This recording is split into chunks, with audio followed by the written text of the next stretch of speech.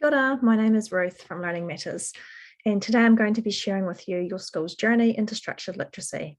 This is a really exciting time for your teachers and students.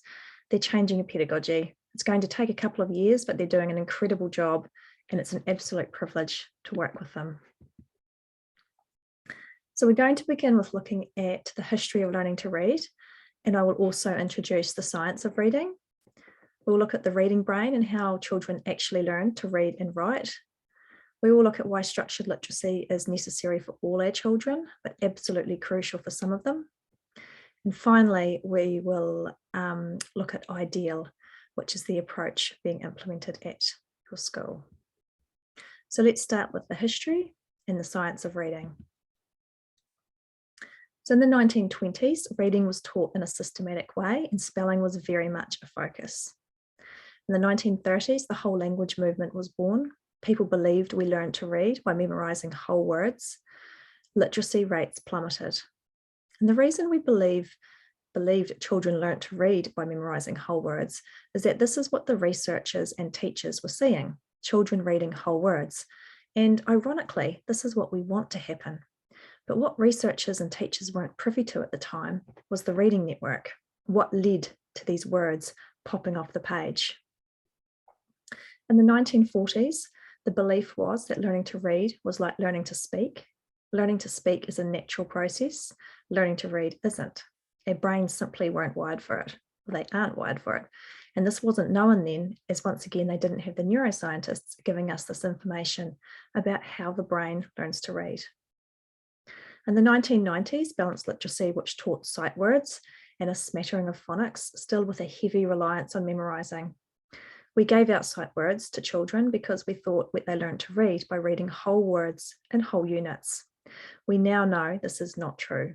Phonics programs are in most schools, but what we did in our phonics time never really transferred into our instructional reading time or our writing time. All our teacher guidance material we received at our universities and teacher training colleges reflected this ideology, and actually most still do today. So as educators, we've been privy to a knowledge translation crisis. There's been a body of research available to us in education for some time that hasn't hit the classroom floor, and or teacher pre-service training courses soon enough. Sadly, by the time this body of research has reached classrooms or has begun to reach classrooms, the ideologies we discussed in the previous slide had or have become so firmly embedded by practitioners, resource developers, and our Ministry of Education that change was and is difficult and somewhat controversial. There is a term called the science of reading. It's not an ideology, a philosophy, a political agenda, a one-size-fits-all approach, a program of instruction, or a specific component of instruction. It is the emerging consensus from many related disciplines based on literally thousands of studies, supported by hundreds of millions of research dollars, conducted across the world in many languages. These studies have revealed a great deal about how we learn to read, what goes wrong when students don't learn, and what kind of instruction is most likely to work the best for the most students. The four main disciplines that make up the science of reading is cognitive psychology, neuroscience, linguistics, and education. We now have experts and researchers across four disciplines agreeing on how the brain learns to read, and this knowledge has been translated into a teaching approach called structured literacy that is hitting thousands of classroom floors across New Zealand. The neuroscientists give us the fMRI brain scans that tell us exactly how children learn to read and what we as teachers need to explicitly build and activate to ensure we are building a reading brain. The cognitive psychologists tell us that teaching reading must be explicit. They give us the how to teach. The linguists give us the language structure, our what to teach and in what order to teach it in. And our educators, well, we engage the children and ensure we are actively keeping the teach in teacher. So this is what we now know. The science of reading is compiled of thousands of research studies. It is the largest body of academic research. This research all agrees on many things, but one of those is the fact that we are not born to read, that we must in fact be taught. Reading is a recent invention, about 5,000 years old. This research has highlighted for us that the previous whole language and whole word approach has in fact been teaching the strategies of our weakest readers, such as guessing and trying to retrieve a whole word because we have no other strategies to bring to the table. These strategies are sadly reinforced with prompts such as being encouraged to read on to the end of the line, then guessing again, or refill the gaps, or asking yourself as a reader what makes sense, as opposed to keeping your eyes on the word and reading right through the entire word. We now know good readers don't guess. We now know good readers read every sound, even if in a nanosecond. And we now know if we don't reconsider our teaching approach in reading and spelling, we will be leaving reading to chance. Spelling is the segue into reading. So that is why we start there when implementing structured literacy. Don't worry, your school is not leaving reading to chance anymore. When we know better, we do better. Structured literacy is necessary for all and crucial for some, because structured literacy, through the implementation of its various principles and elements, supports the development of the reading network and the brain. So these are the key takeaways from decades of research. While we use our eyes to read, the starting point for reading is sound. For example, playing the game I spy my little eye, I spy something beginning with the sound B is much more effective than saying the letter B. We learn to read by blending sounds together, not reading letter names, although knowing the names is important as well. What a child must do to become a reader is to figure out how the words they hear and know how to say connect to letters on the page. The next takeaway, writing is a code humans invented to represent speech sounds. Children have to crack that code to become readers. Children don't crack the code naturally. They need to be taught how letters represent speech sounds. By the time scientists had done all the studies to conclude this for sure, a different set of beliefs about reading was already deeply entrenched in many schools and colleges of education. All schools suspected there were a variety of approaches to teaching spelling across the school. They suspected teachers had the knowledge, but not necessarily a consistent approach to it being taught. They suspected there would be benefits in streamlining the delivery right across the school. They suspected a need to provide a school-wide intervention program that supports their learners requiring additional support and aligns with current research and evidence. And they suspected a need for an assessment tool to provide the necessary information to help identify students who are at risk or who have the potential to be at risk in literacy. Let's look now at the reading brain. So this is what happens when the brain learns to read. Humans are wired to learn to speak. We are not wired to learn to read. We have to build the neural pathways. The ultimate aim of reading is to comprehend text. Reading comprehension success requires mastering both oral language and its printed form, the letters of our alphabet. We often say we're teaching children to crack the code. We know that connections need to be formed, linking up the written symbols with the speech processing areas of the brain. So this is a very simplified version of how reading circuits link up in the brain. So babies and toddlers are developing their oral language. They're learning the sounds and the meaning of the words in their language and how they combine into sentences. These two parts of the brain are linked up strongly by the time children enter school. Speaking and understanding a language develops just by being surrounded in it. So that's your Broca's area and your Wernicke's area on the screen. To learn to read, our brain must crack the written code that is used to represent the spoken language. When we learn to read, we're literally forming new pathways, which piggyback onto the oral language pathways and link up in some new areas. So the green area processes the incoming visual information to recognize the letters and letter strings. And it's the same region we use to recognize faces and objects. In the dyslexic or struggling reader's brain, the letter recognition area is not linked up with the speech sound area. this pathway needs to be explicitly taught. Initially, beginning readers are forging new connections between neurons, connecting the visual symbols to the speech sound areas. And it starts off as an effortful, slow walking on a goat track through the bush. And with the right kind of practice, becomes a neurological superhighway over time. We know from reading research that the brain is not hardwired to make this connection just by being exposed to books. The most effective way to develop this connection is by carefully and directly teaching learners how the written symbols relate to the spoken language. Some children don't need as many repetitions to learn sounds, letters, than the words for instant retrieval. Some need 1 to 4 exposures, some need 100 exposures. As severely dyslexic children need up to 1,500 repetitions for a word to be what we call mapped in our letterbox, just here in the bottom left of our brain. Once they're mapped, they're there for instant effortless retrieval. And this is why a structured literacy approach is necessary for all our children, but crucial for some. Where the words are mapped, they are stored in the letterbox. We want our children to be word rich. So by the time they go to high school, they have a minimum of 30,000 words there, ready for the cognitive demand of secondary school.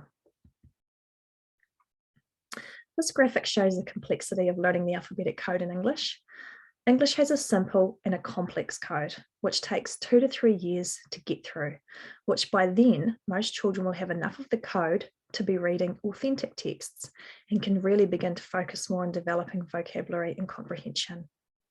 A language like Finnish has 29 letters, but the difference being is almost all of them correspond with one sound, one spelling, which is why it's a simple code, and most children can learn to read and write in Finnish in about 6 months. Similar to Māori, it's a simple code as well. English has 26 letters, 44 sounds, and 250 ways of writing those sounds. Hence the need for it to be taught in a very systematic and cumulative way across a school for all children to ensure we're not leaving reading to chance. Children learn to read by looking at the word or letters in front of them, reading from left to right. The word either pops or we have to decode, which means to read through it. To decode it, to read it, we have to be able to recall the sound that matches the letters or letter. We have to be able to blend through all the sounds to make a spoken word. We have to be able to attach meaning to that word and continue through the story, reading and making meaning as we go. Fluent readers recognize words and make meaning as they go. If kids are struggling to read through the words, they will struggle with becoming fluent. Therefore, they will struggle to comprehend what they are reading. Remember, that is our ultimate goal in reading, to understand what we are reading. For multisyllabic words, we have to know how to break the words up so we can read them. Our memory ability can impact on how many sounds we can hold. Our vocabulary impacts meaning and our ability to correct a word if we have decoded it incorrectly. So on the next slide, I challenge you to try not to read the word. And I'm sure that you read it instantly because it has been mapped. It's in your letterbox for instant, effortless retrieval. When we read this word, it's a different experience. You're having to engage those other areas of the brain that we just looked at because this word is not committed to your long-term memory. It isn't in your letterbox. You may be bringing your knowledge of syllable types, spelling rules, Tumnide, might be how you say this word. Once again, reading this word is a different experience. Having to engage other areas of the brain. This word is not mapped, it's not in your letterbox. Once again, bringing your knowledge of spelling rules and syllable rules to the word. Slate toilet. Looking at that silent E rule. Oi, O-I, knowing that makes oi, and short vowel, e, k, CK at the end. This is Leanna Aries' phases of reading. So you'll notice the pre-alphabetic phase is a rough guide, generally 3 to 4 year olds, partial alphabetic, 5-year-olds, full alphabetic, and then consolidated.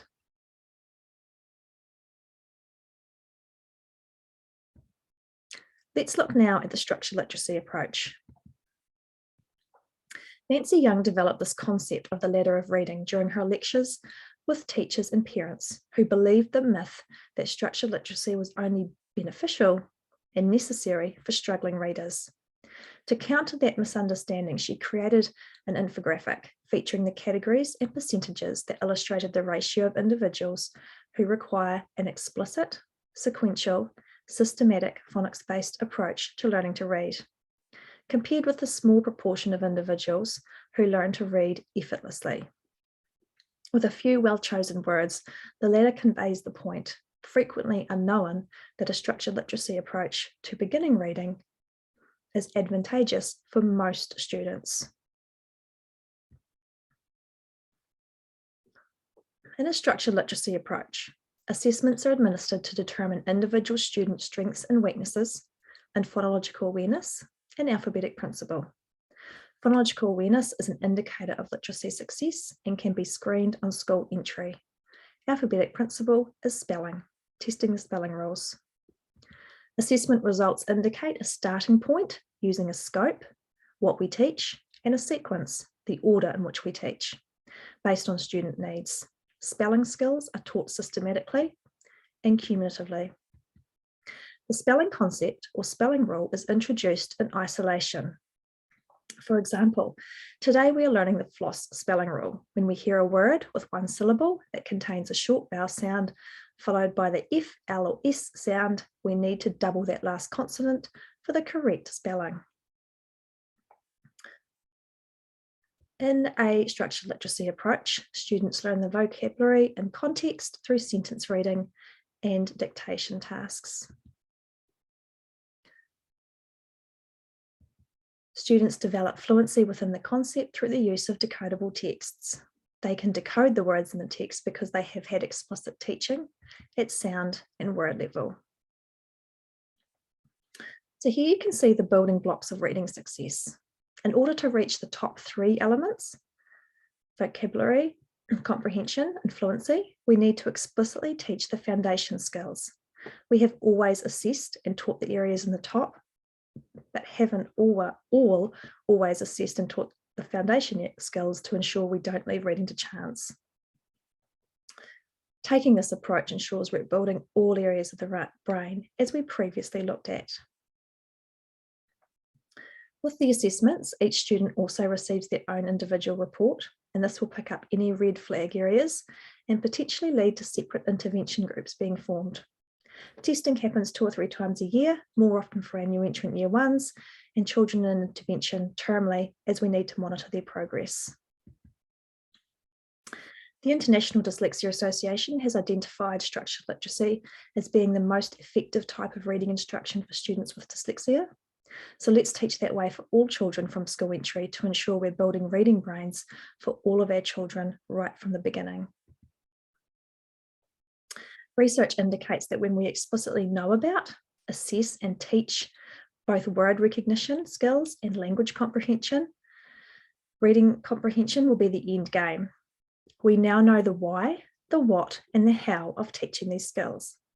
Teaching using a structured literacy approach is the most beneficial way for all children to become successful readers. The Ministry of Education have made some exciting steps to acknowledge the importance of teaching that incorporates phonics through a scope and sequence with the release of the Ready to Read Phonics Plus series, which will assist in the development of word recognition skills. At your school, your teachers have built and continue to build their knowledge through a teacher-only day, professional learning modules, which include videos, activities, readings, and quizzes. This is a pedagogy, not a program, so the learning journey never really stops. They have assessed their students. They know what they are teaching and why. They are becoming automatic with an explicit and direct teaching approach. and becoming very familiar with new resources and PowerPoints.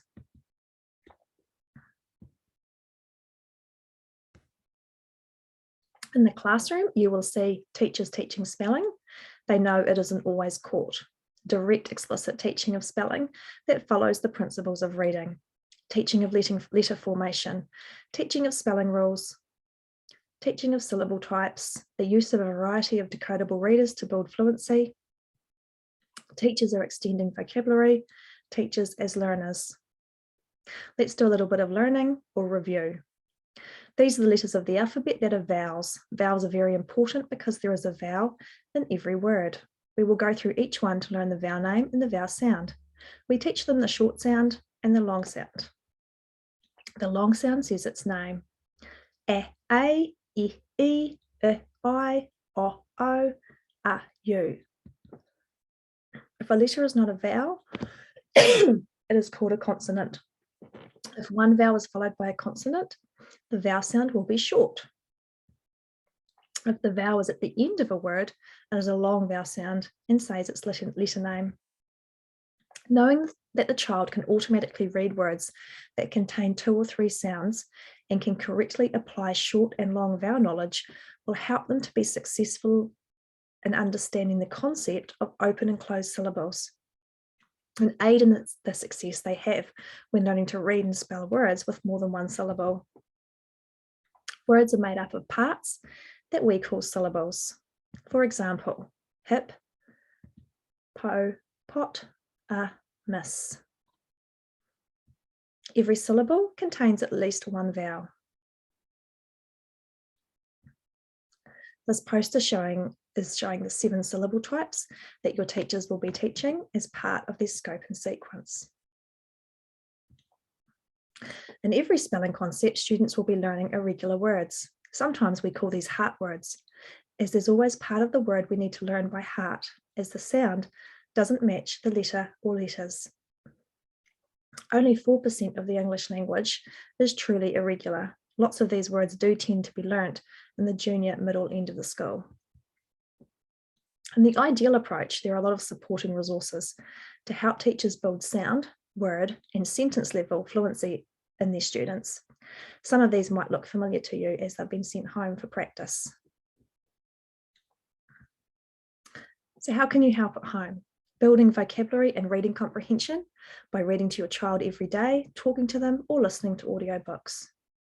Developing decoding strategies such as encourage attention on all sounds in the words, reading words in isolation, as well as books, and knowing what we read, we write, and what we write, we read. In a structured literacy approach, we build reading and writing up together. Create a love of reading by modelling, reading nursery rhymes, poems, magazines, comics, read a book to me, and watch the movie with me. Build a bank of sight words. Repetition of words and sound through them helps us to map them, to get it in our letterbox. Help your children to be word rich. Remember, we want the letterbox to be word rich by high school. I like this quote because it's so true.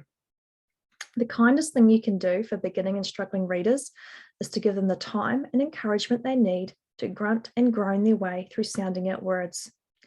You're rewiring their brains, and it's hard work. We are building reading brains here, and it takes many years to become a skilled reader.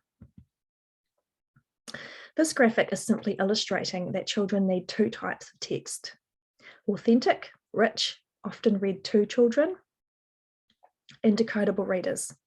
These usually have a short shelf life in a children's journey in learning to read. They follow the spelling pattern being taught explicitly, and once again, they do not leave reading to chance. Thank you for listening, and if you want to learn more about the science of reading and structured literacy, please go and talk to your committed teachers. They will have some ideas of where you can get some more information.